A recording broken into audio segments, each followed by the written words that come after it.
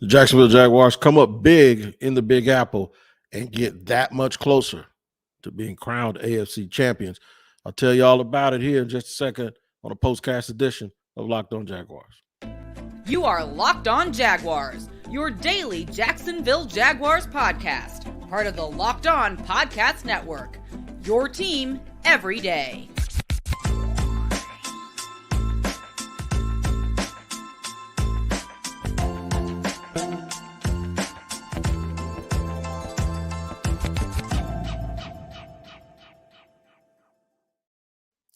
What up, good people? I'm Tony Wiggins here, the host of Locked On Jaguars, your daily Jacksonville Jaguars podcast, where we thank you for joining us and making us your first listen because it's your team every day.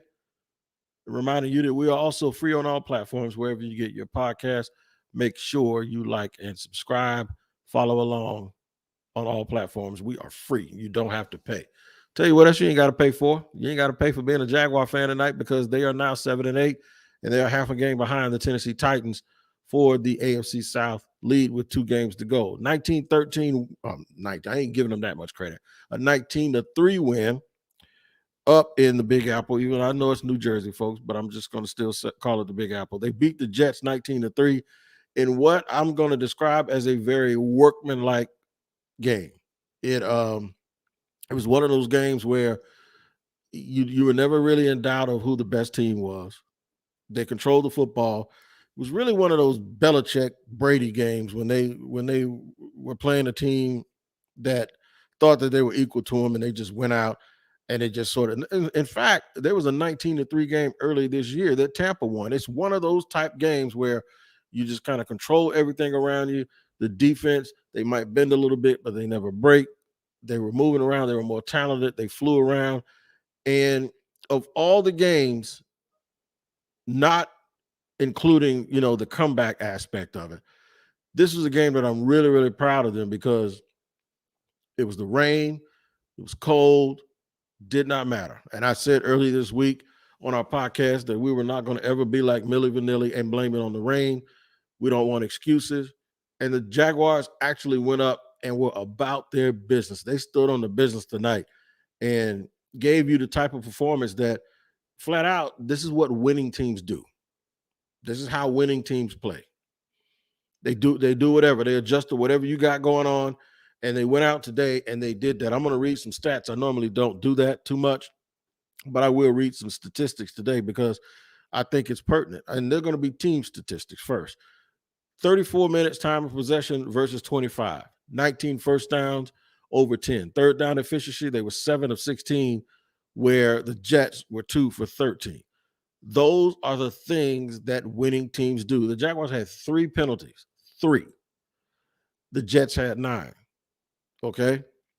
When you look at stuff like that, there's really, if you didn't even watch the game and you look at that and you go, oh, I know who won this and I know how they won it. It was a very workmanlike game. They, fumbled the ball once. Trevor early in the game on the first drive because he got hit.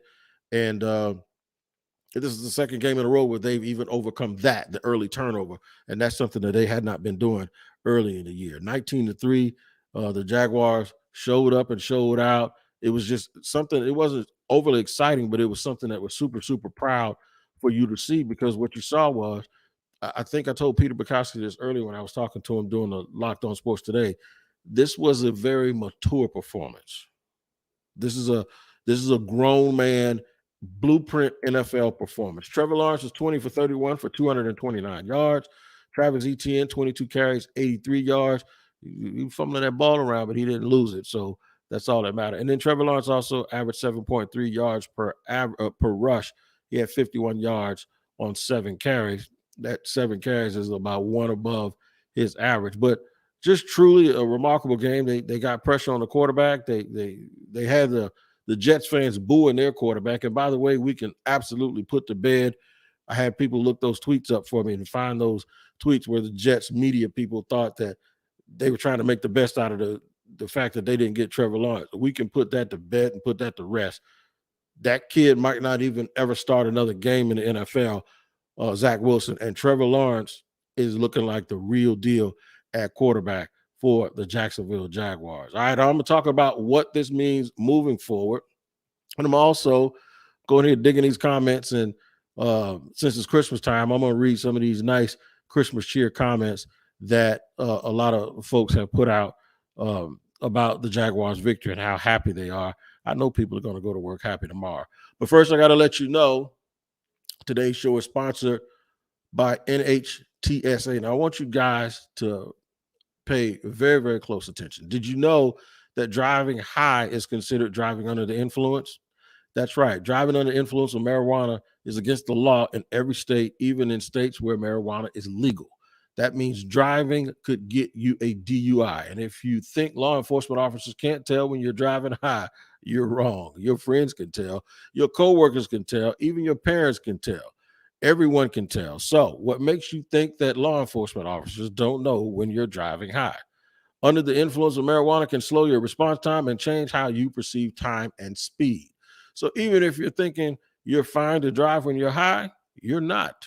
Because the bottom line is if you feel just a little different, you drive different. And driving high is driving under the influence. So remember, drive high, get a DUI, paid for by NHTSA. I want to tell y'all also that today's show is sponsored and brought to you by BetOnline. You guys know how I feel about BetOnline, and hopefully you feel the same way and you did your due diligence tonight and took advantage of BetOnline, because BetOnline is your number one source for sports betting info, stats, news, and analysis. Get the latest odds and trends for every professional and amateur league out there, from pro football to college bowl season to basketball, the World Cup that just went away. We've got it all covered and have had it all covered at betonline.net. And if you love sports podcasts, you can even find those at BetOnline as well. We're always the fastest and easiest way to get your betting info. Head to the website today or use your mobile device to learn more, because BetOnline is where the game starts. And where we start here is with me on Locked On Jaguars every single day, because it's your team every day. And we thank you for making us your first listen. Man, let me tell you something. The Titans are without Ryan Tannehill. They play next Thursday against the Dallas Cowboys. That's a tough game for them. The Jaguars' next game is at Houston, where they need another workmanlike performance, because Houston does play hard. They don't need to be thinking about revenge, but they need to understand that you have to go out and actually secure that win. I got a strange feeling that the Jaguars are actually going to be a game up on the Titans when the Titans come into TIAA Bank Field in the last week of the season, in week 17, where Jacksonville has everything to play for. That place is going to go absolutely bonkers, and I'm going to call it right now. The Jaguars are going to drag the Tennessee Titans up and down that stadium, and maybe even Bay Street outside of the stadium. They're going to the playoffs, folks. They're going to the playoffs because the maturation of Trevor Lawrence, the belief in this team. Shout out to Mike Caldwell also for having the absolute best game called so far this year. They've gone to these more even fronts, in my opinion, and I think that fits what they do better. So they adjusted a little bit on the fly. Travis Etienne does need to hang on to the ball a little bit, but even you see his explosiveness. So Zay Jones goes back to being bad Zay Jones again tonight. He dropped everything that was thrown to him. It's like he has these great games and the other game and then the great game. And then, okay, today was not so good for Zay Jones, but it was very good again for Evan Ingram, who has strung together a few games now that really, really warrants him getting a contract extension. And if they do get another tight end, it'll be somebody joining him. By the way, I'm all for that. I'm all for that Musgrave kid from Oregon State. But I really, really do think, considering that Walker Little was starting for the first time this season, considering that they were banged up at left guard, and Tyler Shatley needs some help. No, I ain't going to lie to you. But considering that even when Brandon Sheriff was injured, this team did not waver. They didn't blink. They just kept playing. And a very workmanlike performance, a very professional performance. And it's going to be a nice flight home for those guys. And I could not be prouder for them and happy for all of you fans out there who sort of hung with this team through thick and thin. Everybody wants to talk about the weather. Brian Benson says he was so worried about the weather, but it didn't stop the offense. And 3 straight wins in a row. Somebody spoke to me. What's up? How you doing? A couple of people have spoken to me. It's a bully beatdown in New York. That's right. How can ETN improve his ball security? Jose Morales, that's $1 million question, but he has to do that down the stretch. If not, it's going to be a big problem. Tyson Campbell, Skip says Tyson Campbell had a lights out game. He absolutely did. Brian Benson says the future is bright. You're absolutely right. Josh says he can't believe the turnaround. I can, because Doug Peterson is that coach. Injury report, I don't have that yet, and we won't have it until tomorrow. And the Jags are usually really, really tight-lipped about injuries until they get the actual report back from the doctor. So even if he knows something, he won't tell us. He won't even tell us Monday. Usually, I don't know when they're going to do the press conference, but usually the post-game press conference the day after the game, the Sunday games, he won't tell us unless he gets a full report from the medical staff, and he's definitive about it. So I think they're going to come out of this game okay and pretty healthy. The good thing about it is this was a short week for this game, and kudos to them for responding in a short week too, with a really, really good game plan. Short week for this game. Now they have a little extra time to heal some guys up. I think Trayvon will probably be ready to go next week because he did have a limited practice this week. So yeah, man, a lot to be. Somebody says 4 Ulu Khan is that dude. Yep. You're right. Yep.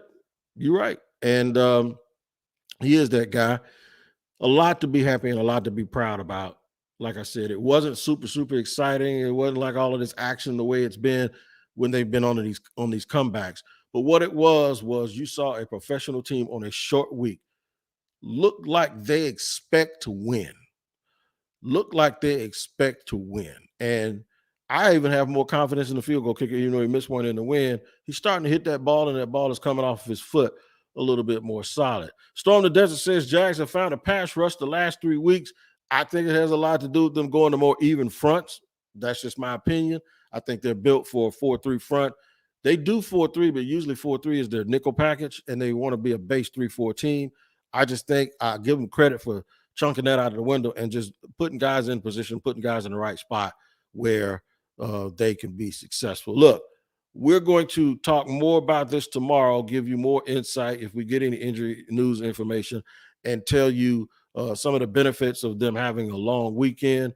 And I'm gonna also, since it's going to be the last time I talk to you before Christmas Day, I'll talk to you a little bit about that and tell you. I was just telling my wife earlier, I usually go riding and looking at lights, and I haven't done that because, the world's just different, man. People don't want you creeping through their neighborhoods and all of that stuff. But I'm going to remind you, everyone, of what Christmas has always sort of meant to me. And the fact that the Jaguars fan base has the biggest Christmas present they could ever imagine having. I'll be on Locked On Sports Today tomorrow. And one of the things I said on Locked On Sports Today was, now anything that we get is house money. The expectations of the Jaguar fans was met 2 weeks ago. Now this is all extra and this is all bonus. And there's nobody I'm happier for. I'm happy for those players, and I'm happy for Doug Peterson. But there's no more people that I'm happy for than the fans that have been here. And you saw those Jets fans booing at the end of the year because, well, that's what they've always done. The Jaguar fans have had their days and their shares of booing too, but now you don't have to boo any longer. You can cheer, and you can have you a nice cold one if that's what you decide to do, as long as you drive safely, because the Jacksonville Jaguars are 7-8. And not to sound like a coach at Colorado, we coming. The Jaguars are coming. You guys make sure you're hanging there with me tomorrow. Tune into the Locked On Today show also. I'll be on Locked On Sports Today. I'll be there. Make sure you make that your second listen. But make your first listen Locked On Jaguars. Until tomorrow, when we can celebrate Victory Friday, take care of each other. Have a good night. Godspeed, and we'll see you tomorrow here on Locked On Jaguars.